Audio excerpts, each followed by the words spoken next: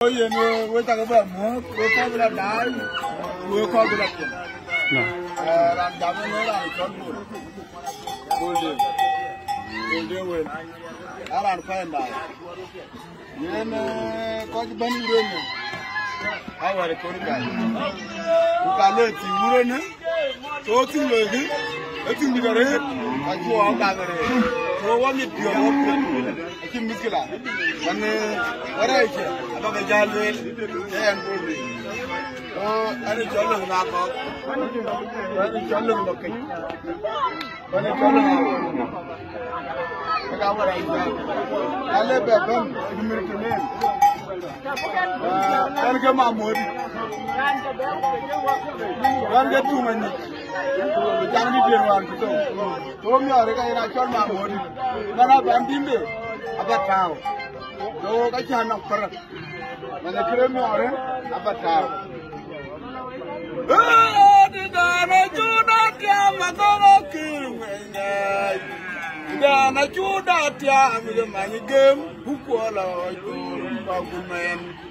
And the Atena, young man, you can go now in my book. Then I came out on my book. You know, that poor John, my dear, and you're the man. I did not do that, my God, kill me.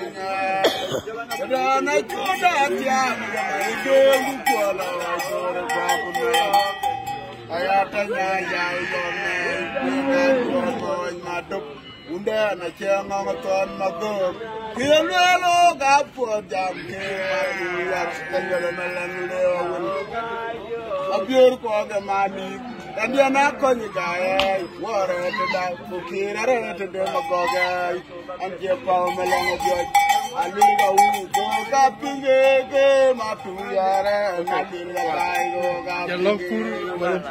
How do you know you're now we'll go capping a game up to your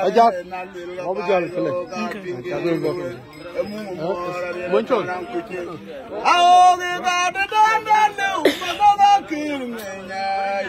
Then I told that young with a money game to I have to know your man. You got your man.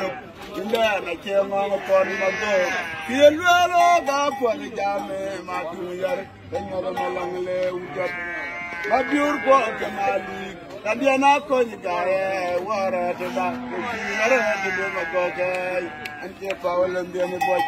I live out, capping a game, my two-year, my two-year, capping a more and a turn cooking.